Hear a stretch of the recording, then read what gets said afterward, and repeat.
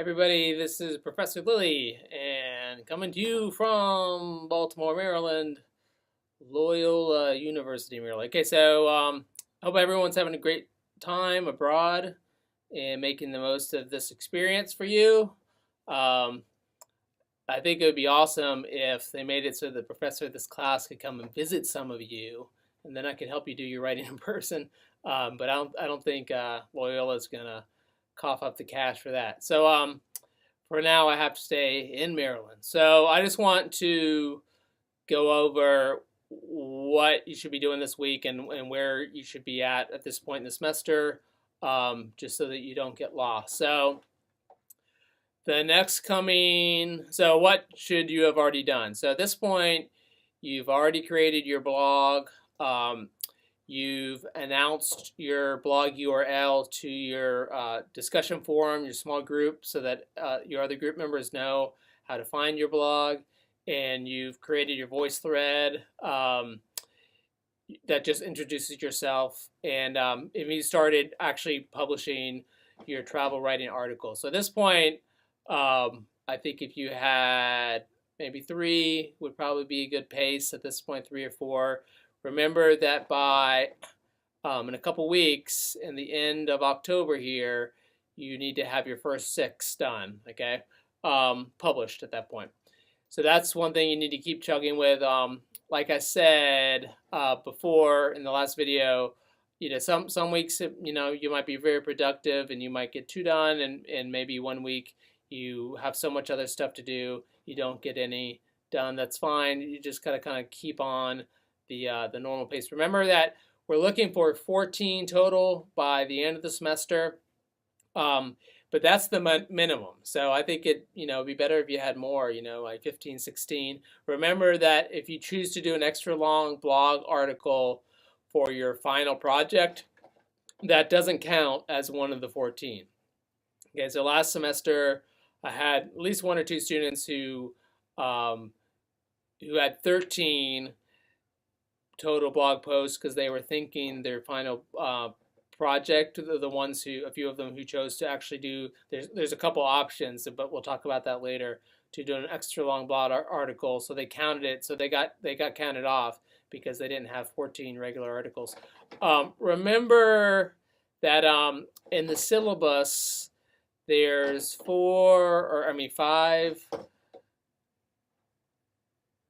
blog or story types that you have to make sure you hit. Let's see, where are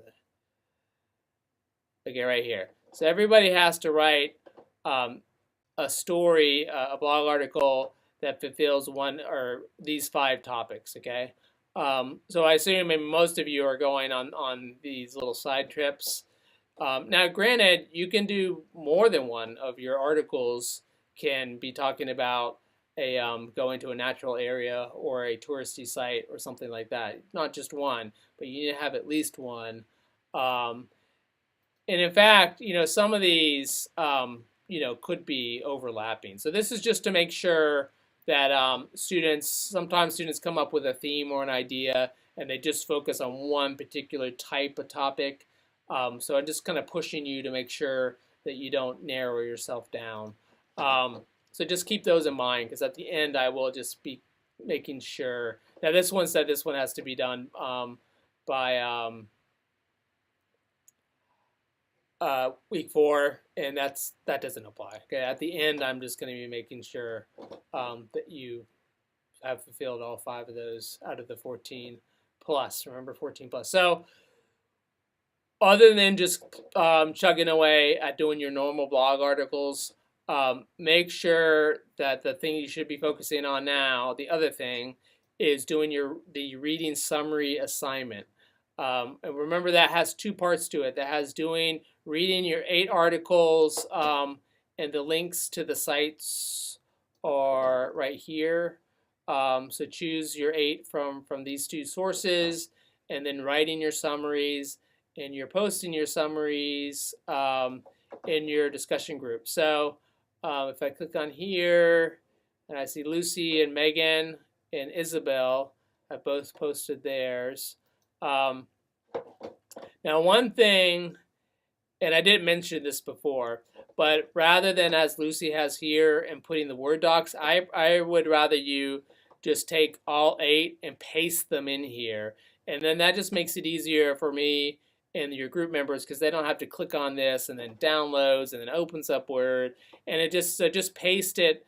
Certainly you should be writing them in Word, you know, for spelling and grammar and things like that. And then just take and copy and paste it so it's all in here. And then we all in one, just one post with all 8. Now, if you decide to chop it up and do 2 posts that have 4, that's fine. And then we have Lucy here has done what I call an engagement, which is just a reply. Okay, so remember you have to have your 8 summaries and then 5 engagements or replies.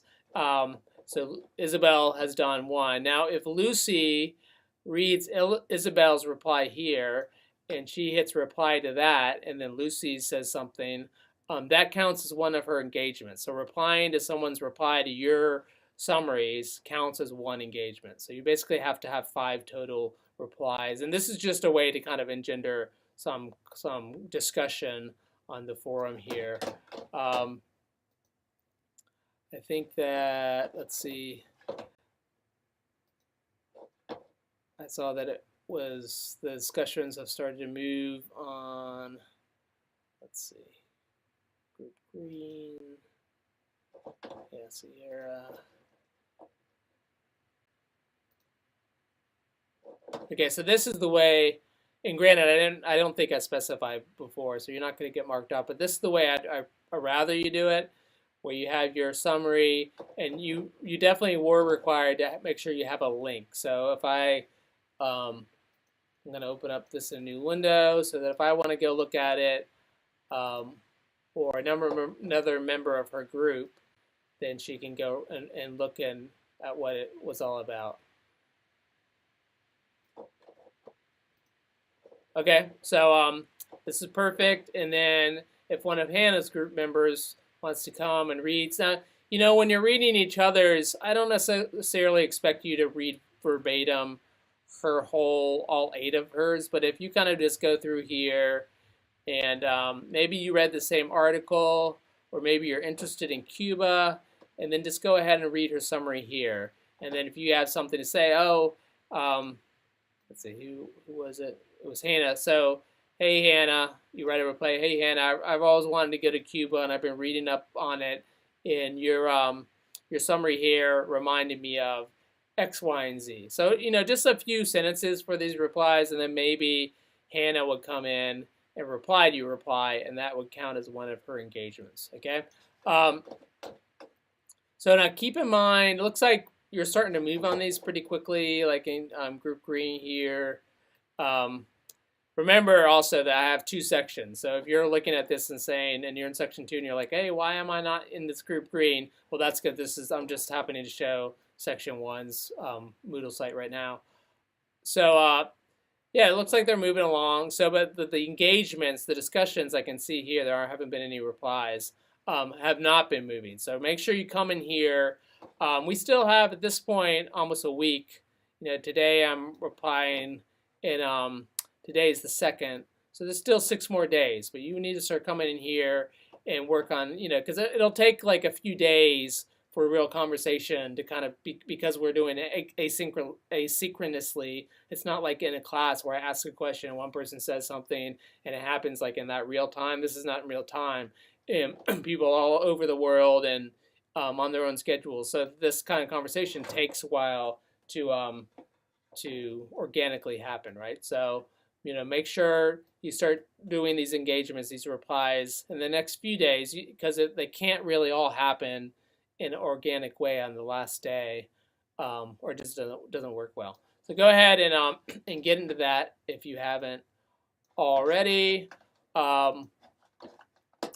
will be. I have been going through and giving people grades on their blog setups and their first post, and after I do that, I'll make kind of a video where I talk some of the trends. I've gotten through most of them, so if you haven't gotten a grade yet, when I hit save on the rubric, it should say, oh, Professor Lilly has graded an assignment.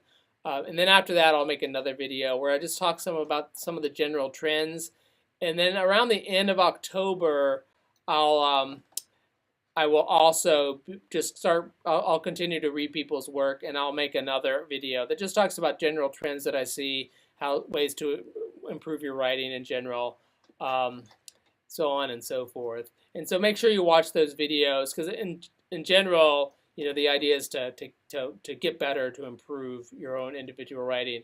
And then the next major assignment is also designed for that, and that's going to be the critiques.